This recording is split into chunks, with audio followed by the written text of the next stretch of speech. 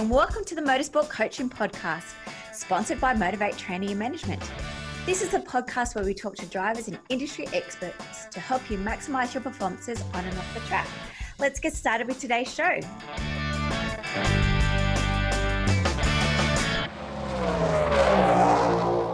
Hi guys, and welcome to episode 30 of the Motorsport Coaching Podcast. I am your host, Belinda Risley, and today I am joined by Rookie Supercar driver Macauley Jones.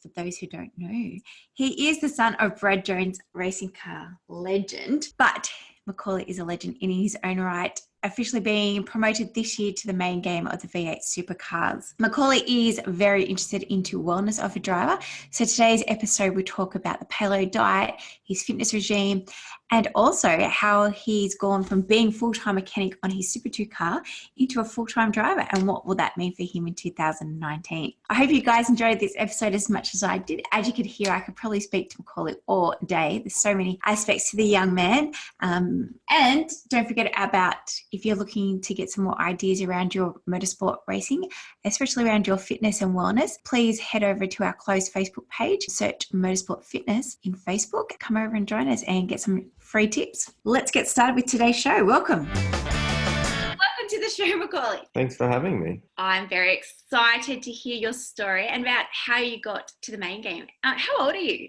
I'm 24.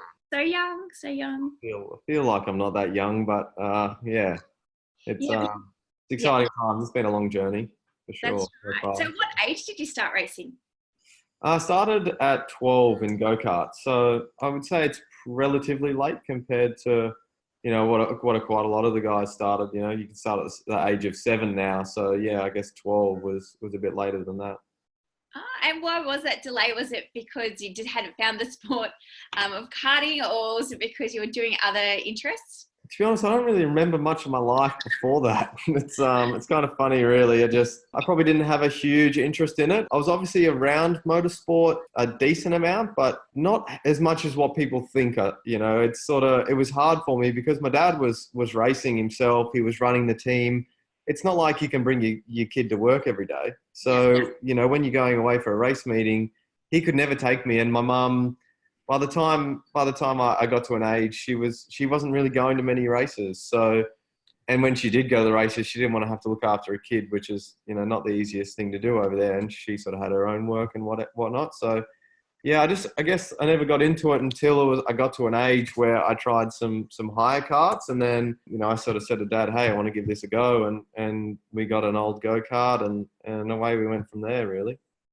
Yeah, isn't it interesting? Like, I'm sure people would just assume that you've been there your whole life, and you probably started racing when you were 4, and you got a special exemption. And so it's really interesting to hear that you didn't start until you were 12, and that's a great little story.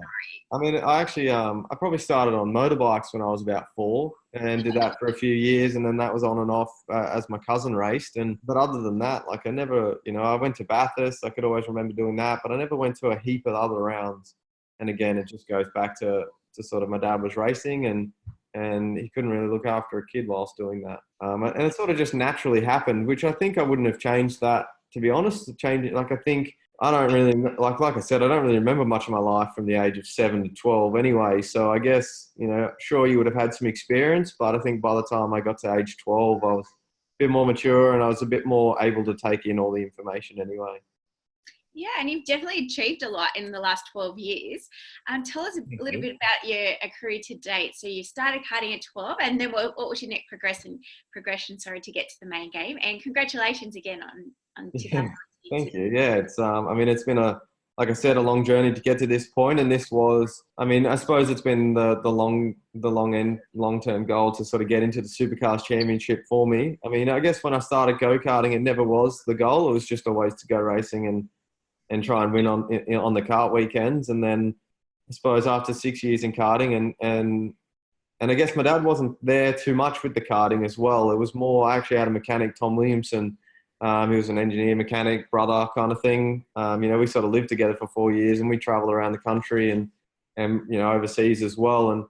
And he was a phenomenal part of my racing. Like, I would not be where I am today without him. He taught me so much in life and in racing, and sort of gave me the work ethic that I have, I suppose. And And then, then he was doing Formula Ford at a point there towards the end. And then I moved on to Formula Ford there. And that was at that time, that was the natural progression from karts to then go to Formula Ford and sort of jump straight into the Australian Championship. And then did that for 2 years until that sort of became, it was starting to die off a little bit where the Australian series sort of was coming to an end and they were trying to bring in new series and whatnot. So yeah, and then we went to Super 2 after that, which was the development series at the time, but sort of had probably 8 months off racing once I finished Formula Ford, did the Toyota Racing Series, and then came back and then, had the 8-month break until we raced again. And so how many years did you do in Super 2s?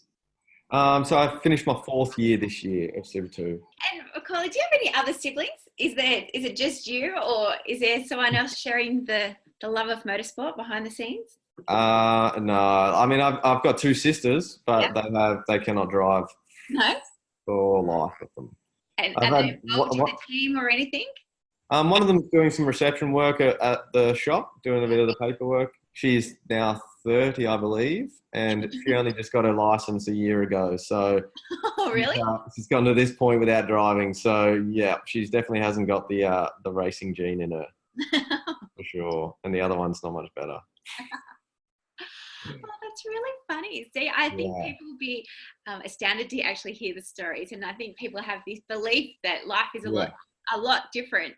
I think so, and that's why I try and paint the picture a little bit differently to what it's sort of all the expectation is. But I learn a lot more from probably Tom Williamson in my karting days than I did in my dad. I mean, when you're a kid, no one listens to their father. I mean, even if he is, an 8-time Australian champion in the sport, it's sort of, I know, yeah. Exactly. And so you are very hands-on with the cars, and you have predominantly been so from day dot. What do you do every day, or what does a week or a day look like for you? I've always been hands-on ever since a kid. I always liked doing things in my hands. So I left school after year 11 and then went straight into an apprenticeship as a mechanic. It's sort of, I couldn't sit around and do nothing. And I liked working on go-karts, Formula Fords. At the time I was working on Formula Fords, and then it was just got to that point where, we decided to do an apprenticeship. So been working behind the scenes at the race team in Albury for the last 6 years, I believe, 7 years. So I've always loved working on it. I always like knowing what the car is made of, how it's made, what it's got on it. I've always been involved with the setup of it. So I guess most days I'm in at the shop working on the cars, whether it's the Super 2 cars. I don't do much in the main series side of things. We sort of segregate the two just because, you try and keep the same people on the same cars to keep consistency and making sure that everything's running in check where, everything's got a checklist and that person has this job to do. So just been doing that mostly. Well, now that you have been promoted to the main game, what will your role look like now? Will you continue to work on the Super 2 cars, or will you just be focusing on your training, your sponsors? Yeah, I mean, we haven't quite figured it all out yet, I don't think. I've had a few guys, a lot of the mechanics at work sort of say, so what are you doing next year? And I'm like, well, I don't know. Like, I'm not someone that I like to keep occupied. So for me, I'm not 100% sure what it'll entail just yet. There'll be a lot more sponsorship side of things going on behind the scenes.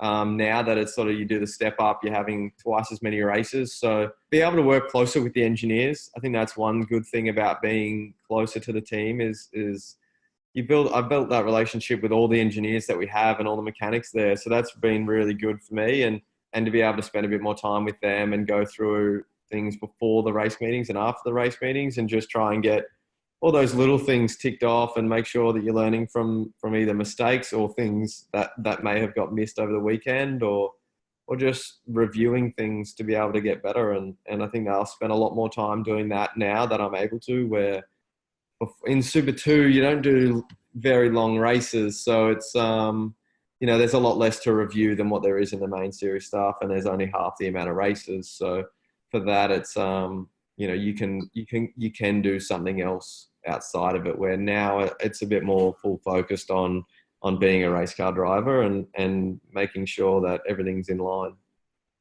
And so coming with that new responsibility of being a main game driver, are you finding, or have you started to look at your training aspect, so your physical components of the racing? Like you just said, the races are now doubled, they're different timed events, there's different lengths and so has your physical training started to change yet, or will it be? Or Well, I mean, I have thought about it a little bit. I mean, training is an aspect that I love. Always have loved being physical, and I guess ever since I sort of left school is when that side of the things changed for me. Like, I remember going to a CAMS camp. I got invited to one of them, and I was a part of the CAMS Rising Star in Formula 4, which was a big program at the time. And we went to the AIS for, I think, a four-day camp there, and I used to eat terribly. Like, I remember going to school every day with $5.20, and I had a hot dog and 2 coffee scrolls every single day for about 4 years straight. And that's,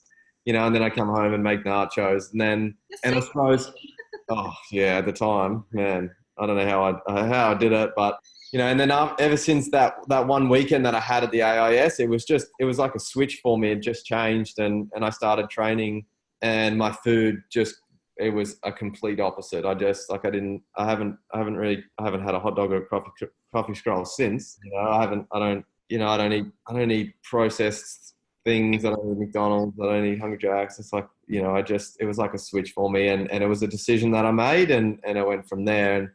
And I guess moving into next year for my training, I do enough training as it is, to be honest. So, and having the wild cards this year sort of set me up for it. And I think the biggest thing will just be adapting to the car and the mental side of things, not so much the physical side of things. I mean, to be able to get through Darwin racing in the heat up there, I think that's some of the hardest conditions you can have. I think it's just going to be adapting to the different style of racing that it is instead of the DBS. So physically, I'm definitely doing some training. I mean, I'm always going to do training whether I'm racing or not. So that's just one part that I enjoy, and I enjoy that grind of that, I suppose. So yeah, not a whole lot is changing. I am starting to work with someone a bit closer than what I probably was, and that's just so I'm just ticking boxes a bit better than what I have been. I mean, I have some goals that I want to achieve, and for me, outside of the sport is what I want to achieve them, and I think I'm better off, I guess, getting some accountability through someone else, and also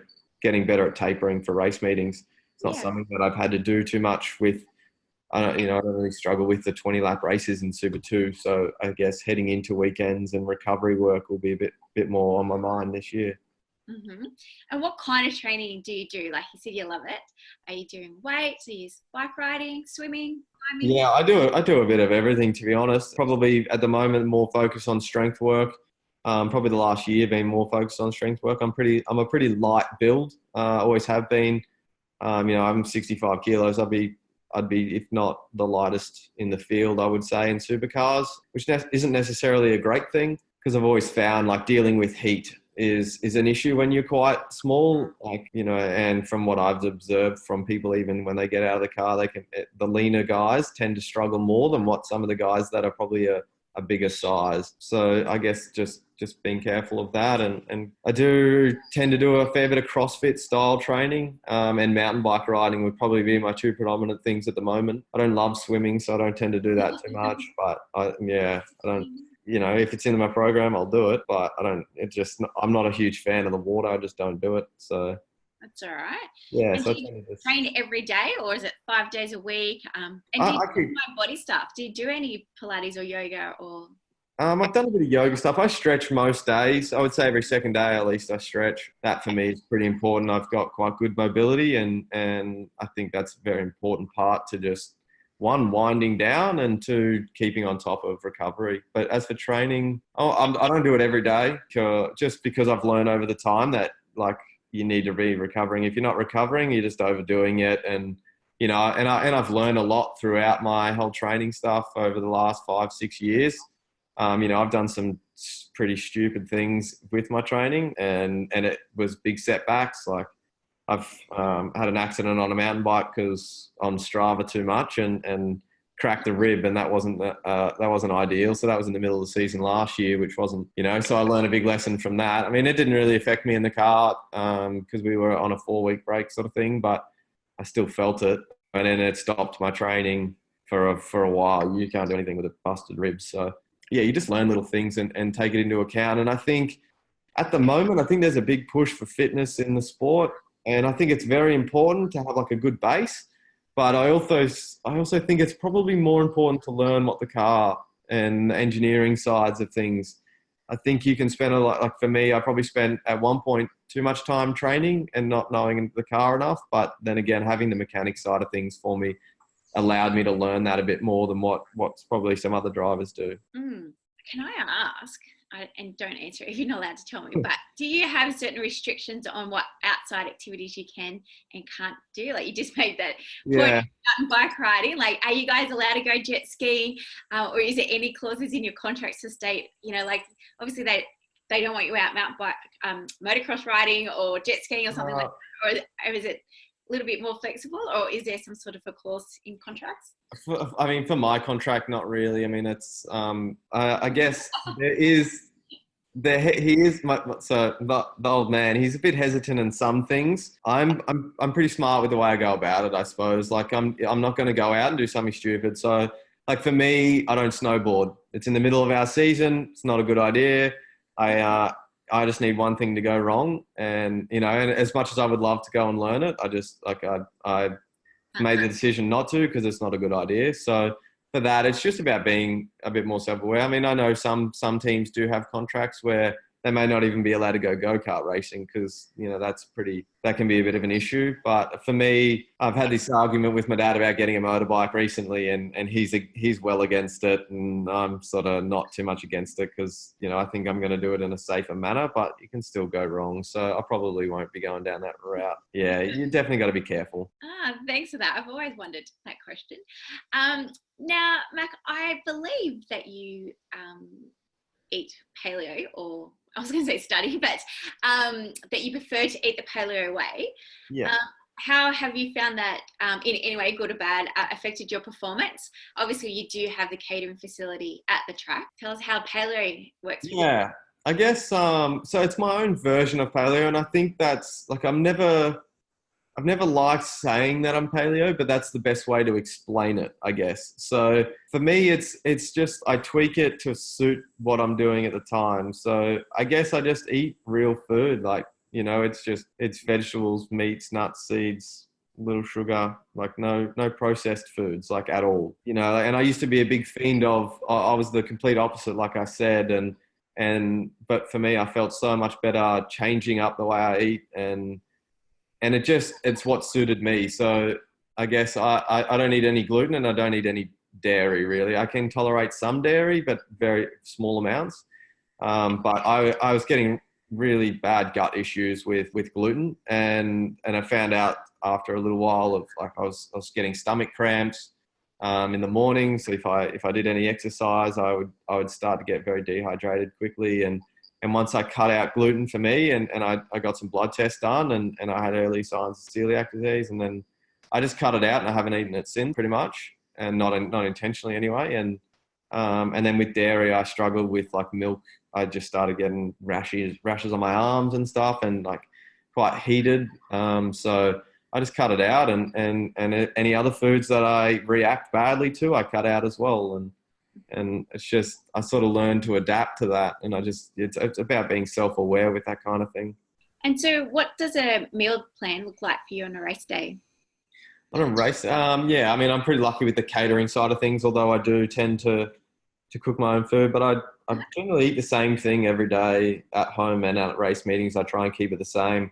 I don't like changing things, especially what I'm doing in training is what I want to do in the racing. So I guess I try and keep it the same in that aspect, but lunch is always a meat, whether it's a chicken, lamb, and sweet potato. And I have some vegetables, but I try and keep the volume a bit lower. Sometimes I will have rice, depending.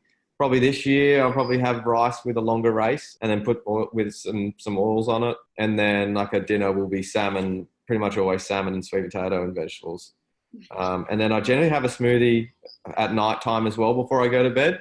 I have a fast metabolism, so I tend to count calories a little bit throughout the day, and I don't need to count all the time now, just because I've done it for a long time now. So I know how much energy I burn throughout a day on a maintenance level, and and I can sort of adjust that to what my goals are at the time. But for a race meeting, I make sure I eat a lot of food. Like I think that's something that people don't do is eat enough. I think people underestimate how much you burn throughout a race meeting, and so that's, I'm not there to lose weight. So at the time, I don't really care how much I'm eating. I just make sure that I have a minimum amount I eat, and if I go over that, I'm okay with that sort of thing. But I make sure that I have a minimum level amount.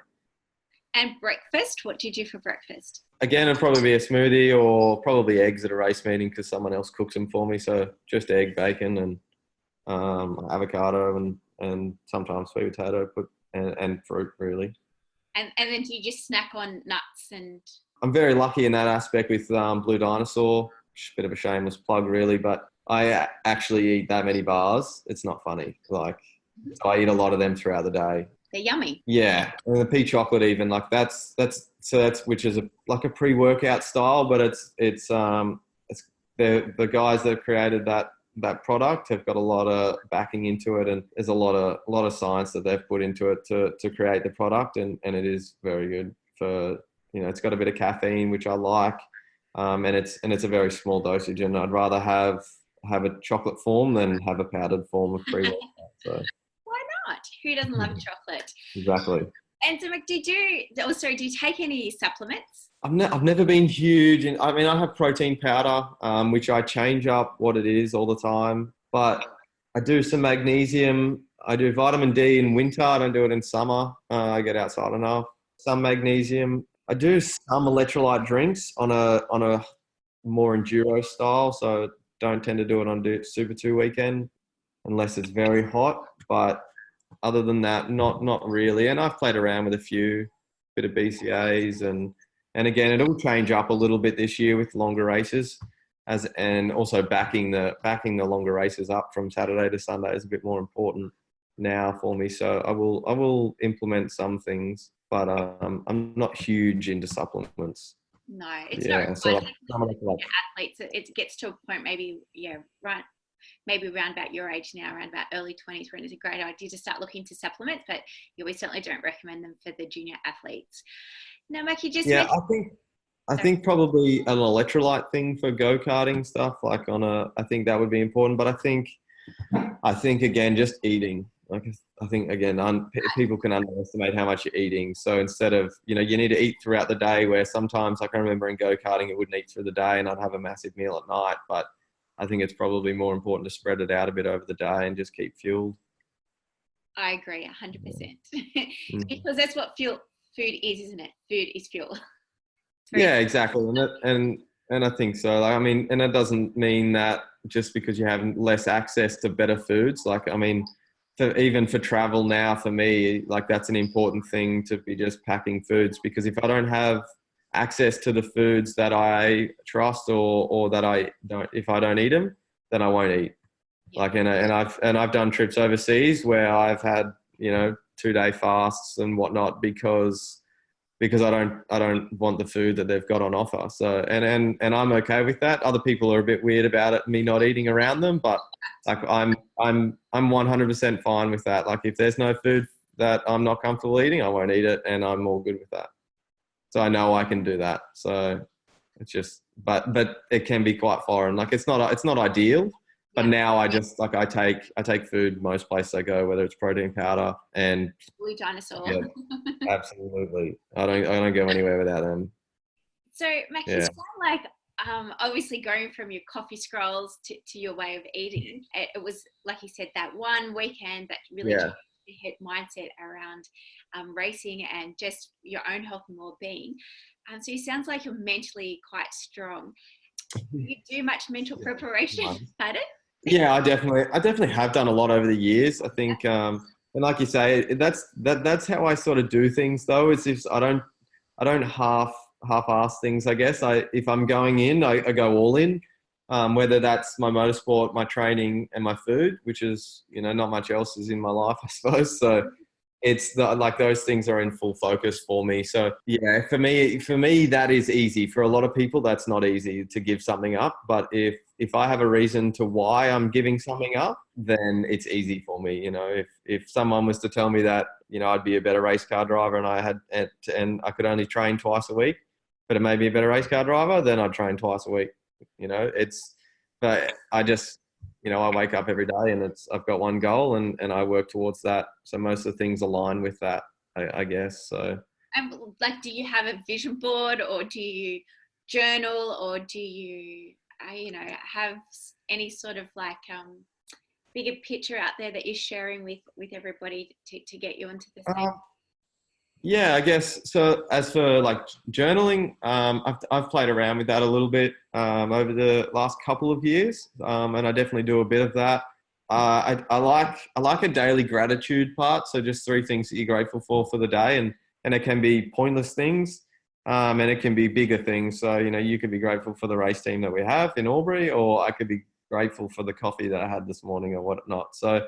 And I like doing that because it just sets the day up a little bit nicer. And I'm a big list person. I like to write down what I've got to do. So I do a lot of visualization as well, especially in the middle of the season. Float tanks. I've played around a bit with float tanks as well, which I quite like. I don't like doing long sessions in the float tank because I find I'd rather just do a half an hour one and I run through the weekend of what's sort of going on and where I'm going with the track and everything. So I do visualization's probably been a big thing for me, and I like to just read books. Like I said, they all sort of align. So whether it aligns with my training and my racing, I tend to do that a fair bit as well. So I've read a fair few books over the few years. Can you recommend one? It's really like changed your... I think Obstacle is the Way. That was by Ryan Holiday. That one was a really good one for me. That sort of, you know, taught me that it's just like, okay, if something goes wrong, okay, this is the new path. And it's just, you know, and it's, you know, everything in life, it's a bit of a journey. So you've got to be a bit more adaptable to things. And I think that helped me, especially like heading into this year. I think that was very challenging. We sort of came up against it at times. So that's sort of just like, all right, this has happened. What's next? And we'll move around that. And going from that, I think, book by Eckhart Tolle, A New Earth. That's sort of, it's a bit of religious-y, but which I'm not religious. I have nothing against it. It's not how I've sort of been brought up, I guess. But I took a lot of things away from that, and it's about like not reacting to situations. For me, is what I took away from that. It's kind of like being a bit more clear and self-aware about situations, and you know, whether you're in traffic and you're driving to the shops and you're getting frustrated with the idiot that's driving in front of you. You know, it's like sort of not reacting to that. So, because at the end of the day, it just burns your own energy up, and I don't have time to waste on what other people are doing. So, sounds awesome. I'll make sure I put those links to the show. So thanks for those recommendations. And do you have a specific saying to yourself, any type of mantra, or is it just all of that self-belief going through your head? I mean, it's not all self-belief. We all have doubts. And I think that's something that's going around with, like, I think social media these days sort of paints a bit of a, it's all good picture, but, you know, and I try and be real with mine. I mean, not every day is a good day. I mean, I had a training day yesterday. I didn't train until the afternoon. It was 4:00 in the afternoon. I went to the running track. And I had 6 sets of 800 meters, and I did 4 sets, and I was cooked. Like, it was, you know, 33 degrees. It was, you know, and it's just, and I wasn't feeling it at the time. And for me to do an extra 2 sets, yeah, I could have done them. Absolutely. Mentally could have done them. Would it have been productive? No. So it's sort of like listening to yourself and just being a bit more on top of that. So I think, you know, not every day is a great day, but you know, I'm always working towards the one goal. So I guess you've got to be a bit more adaptive to it. So your goal comes true in Adelaide. Oh, sorry. But as a mantra, yep. I don't really have like a set mantra, I suppose. I've got a few things that it's like hold the standard. Like for me, like I set a standard for myself and I hold it. So whether that's, you know, I guess that's with my training, or if it's with the mechanicking work, it's especially the mechanicking work, even it's like I hold a standard. It's like I want it to be the best, and I don't really want to settle for something. So if you know, door gaps aren't great, then you know, we fix them, sort of thing. And you're holding that standard. So I've always liked that, and always like nobody cares, train harder. So when you're I guess when you're having a shitty session, it's, no, at the end of the day, it's like I'm the person that's driving my goals, and it's not that nobody does care. It's just that at the time of suffering, it's like only you care and you can get yourself through it. So with your dream coming true in a couple of months, February the 28th, have you been doing, or will you do any sort of mind preparation around that race, or just suck it up? Yeah, I mean, I've already started, I suppose. I started once I found out, I guess. It's a big step up, and I think people underestimate the step up that it is. So I guess I've been lucky with the wild cards to sort of get a bit of a feel for it, and also being around the team for so long now that I get how hard it is, and it varies from weekend to weekend about how the results go. So I've definitely started preparing myself, whether it's looking at footage of Adelaide and watching some racing. It's trying to get through the first lap it's very difficult in the sport. So, you need to try and get through that first lap cleanly and qualify better, which is something that I'm, trying to work out how we can prepare better for that. And qualifying is very important in this sport. So, just trying to work out little things like that and get my head around, who you're racing with. So I'm racing against different people that some of them I haven't really raced against. Sure, we've done enduros at the same time, but I guess one-on-one, you haven't really raced with some of these guys. So getting that all, just preparing myself for that and the expectations that you set for yourself, and try not to, try and be realistic with that. And I've got a lot of support around me with my engineers. They're very helpful for me, and they believe in me, and I believe in them. So that's an important part as well. Yeah, and I was just listening to you, and I wasn't ready for a question. I was like, just... That's all right. Yeah, you're also good. So I was going to ask, do you have a test day before the big race, or are you all out? Yeah, we'll have a rookie day, and I'll have we'll have the supercars test day, which I believe is at Phillip Island as well. In January. So, that's in February. Very yeah.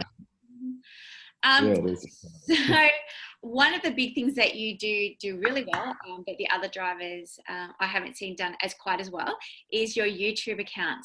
Do you want to tell me a bit about everyone, what you do on there, what kind of content, how often you post on there and things like that, what you post? Yeah, I guess that's a new thing for me, and I've just been trying to work out it. I actually quite enjoy the whole video editing and creating the videos. I guess it's a lot behind the scenes. We're sort of restricted with what you're actually allowed to film at a race meeting, so that can be quite difficult, but try and keep a lot of the behind the scenes. I guess what drove me towards it was, one, I wanted to get better at speaking, be a bit more comfortable in front of talking in front of a camera, or just coming up with what you wanted to say and getting your message across a bit better.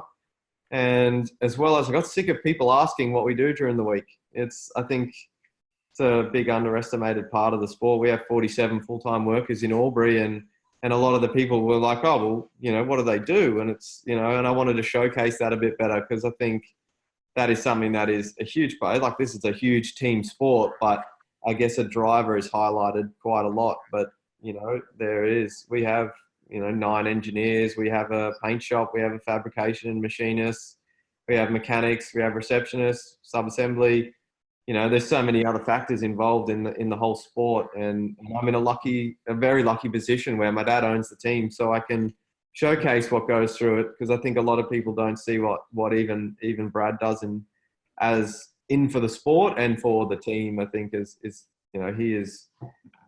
he's stressed all the time, and he's always thinking about how to either find sponsorship or make cars faster, or getting the right people, or managing people, and the whole business side of that. So I guess I just want to showcase a bit better what the sport is about, and also my journey up to that point. And do you call Brad a dad, or Brad, or something else at work? Probably call him boss, actually. So I don't really call him dad around the shop. Not that I have a problem with it. I sort of got out of the habit of that, and it's just mostly boss, and he'll always answer me to boss anyway. So. And then when you come home? Oh, I don't know, a bit of both, I suppose. It depends how distracted he is. Yeah. So at first it's boss, and if he doesn't answer me because he's on his phone or something, then it's like, all right, Dad, oi, what are you doing? So hard to get his attention sometimes. He's getting old. He's very busy. I think what Yes, he's busy. He's got a lot going on.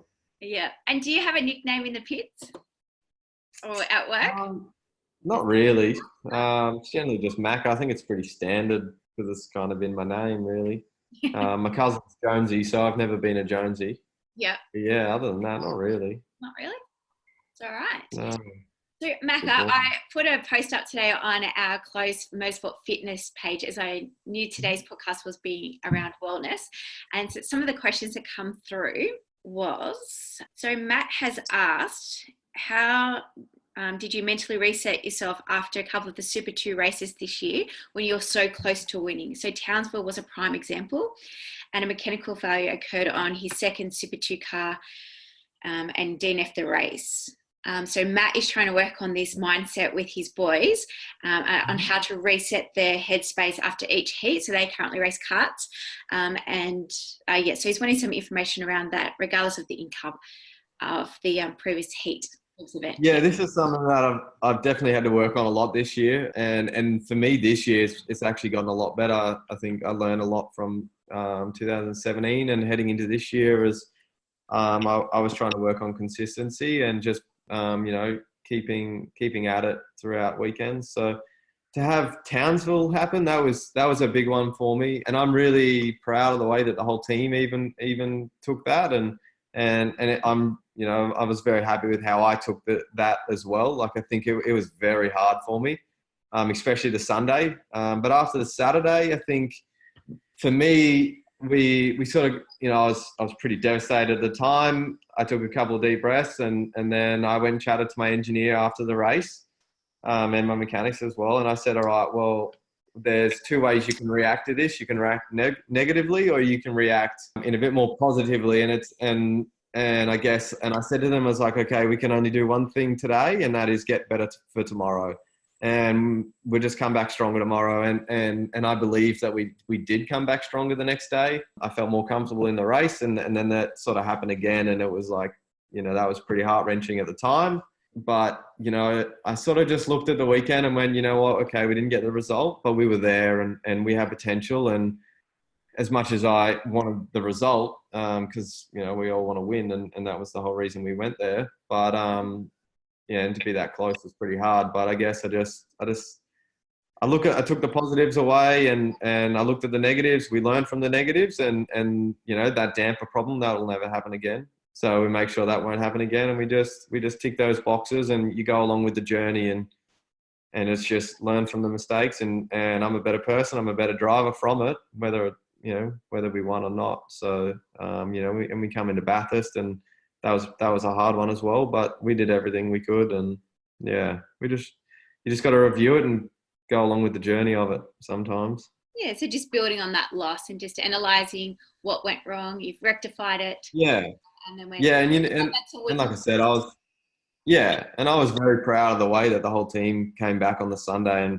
And again, we were very strong on the Sunday. So for us to do that is a bit of a testament to how we took our approach to it. And it was like, okay, well, we've just had this crap happen. Let's come back stronger tomorrow, So, and then at the end of the day, that's all we can do. And we're just doing our best. And a great job that you are. Thank you.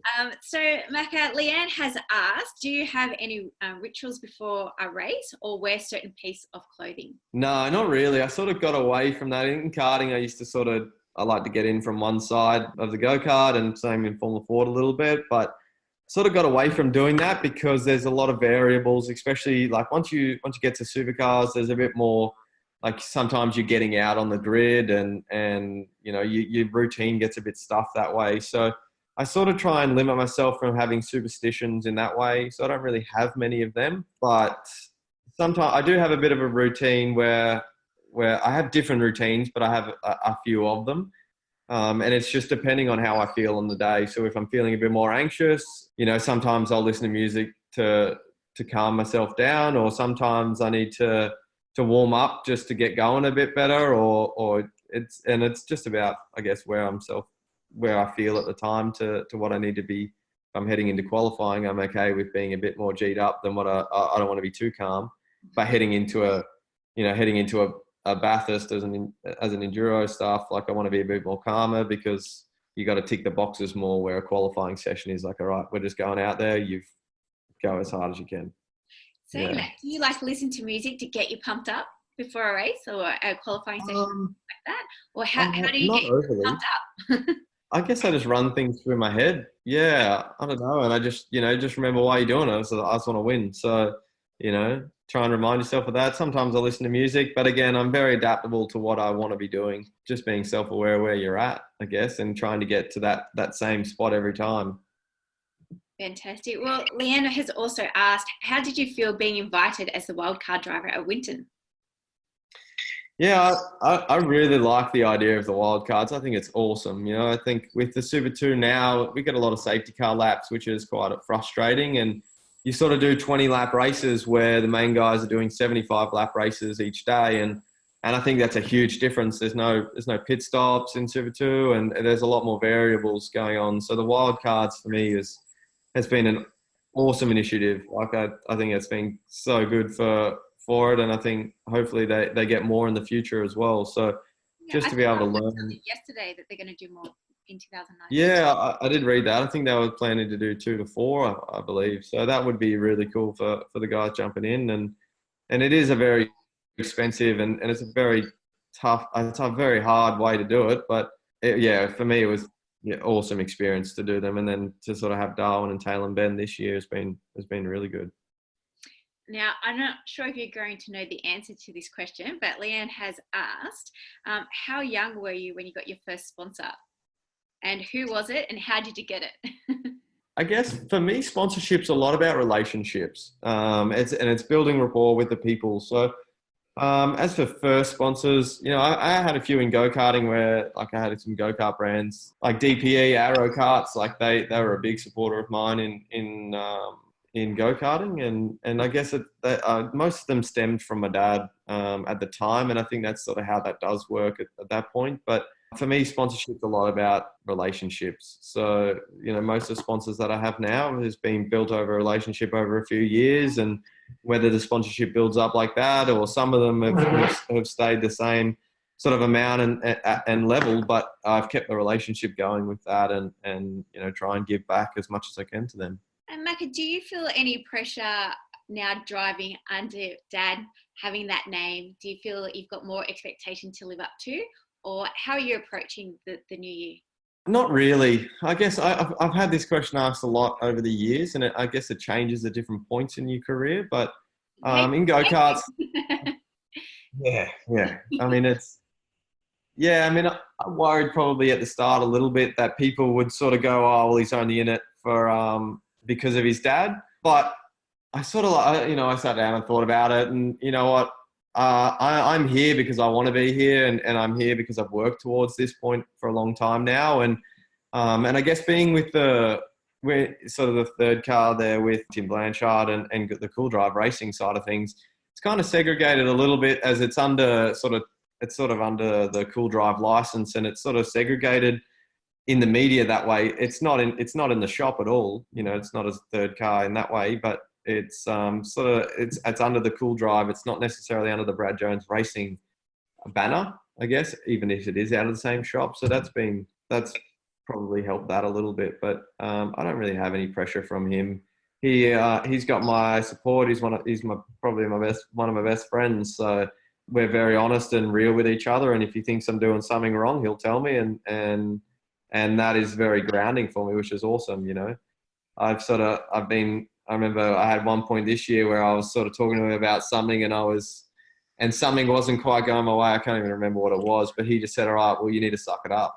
And I sort of like stopped and I looked at him and I was like, yeah, you're right. And it's sort of, okay. So he's very honest, and I like that about him. And it's, I wouldn't want to go racing any other way without him. Thank you so much for your time today, Mackie. You've certainly given us, shared lots of your knowledge. And I really think that the listeners are going to appreciate hearing the inside story of your career to date. Do you have any recommendations for those competitors aspiring to get to the main game? I think you've given heaps already about being focused and, being serious and looking at nutrition, looking at fitness, all the mental preparation and goal setting. Do you have any other things to add to that? I guess you just got to stick with it and make sure that you're going along with the journey. It won't all go to plan, but be adaptable. And I think that's a big thing. It's just, some days, some weekends you're going to have a crap weekend, but you need to make the most out of those weekends anyway. And at the end of the day, like as well, we're racing go-karts, we're racing cars. It's fun. Like you gotta hang on to that as well. So you can't forget that. It's, there's a lot worse that we could be doing. So, absolutely. I love the sport and I love a lot of the aspects involved in it. So, it's all a part of it and just try and learn as much as you can. And I enjoy talking about it. It's obviously a huge passion of mine. And I'm involved in the sport in many different ways. So, and I have been for a long time now. So yeah. And if anyone needs any help and advice, like feel free to send me a message. I think that's one big thing is reach out to people, and sometimes they won't reply, sometimes they will, and try and learn from as many people as you can. Oh, thank you so much. I'll put Macaulay's details in the show notes today. I'd probably love to have you back onto the show maybe halfway through next year so you can tell us how you've been growing the first couple of months and rounds, and we'll have some stats to date.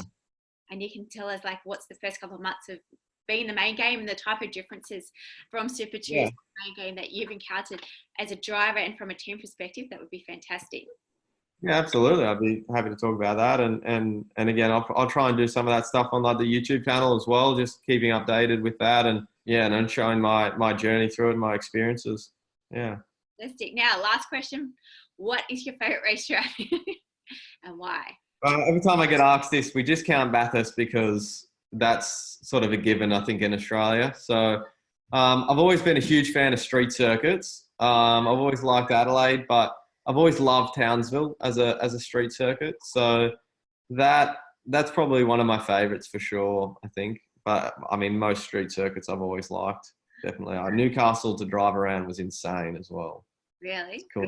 Yeah, not the greatest racing track. It's quite very difficult to pass, but can be a lot of follow the leader. But as a driving track, very fun. Well, that's the first vote for Townsville, so that's exciting. Yeah, a bit different, but yeah, I like it. No, that's great. Thank you very much for that. Well, again, thank you very much for your time today. I really appreciate it. As I said, I feel like I could talk for hours about all different aspects of the racing, but I appreciate your time. And again, we'll have you on about halfway through next year and we can discuss what's been happening. So thanks. Awesome. Thank you. Well, thanks everyone for listening to this week's show. I really hope you enjoyed that one as much as I did. Now, remember, all the show notes with the links and the specials mentioned in today's show are available over at motivatetraining.com.au. If you haven't already, I'd really appreciate it if you could head to iTunes or Stitcher, type in Motorsport Coaching, subscribe, and leave us a review. Each week, I'll read them out and you'll go into monthly draw to win a fantastic prize. If you have any questions or comments, please email us at motivatetraining.com.au or head over to our Facebook page at Motivate T. Until next time, take care.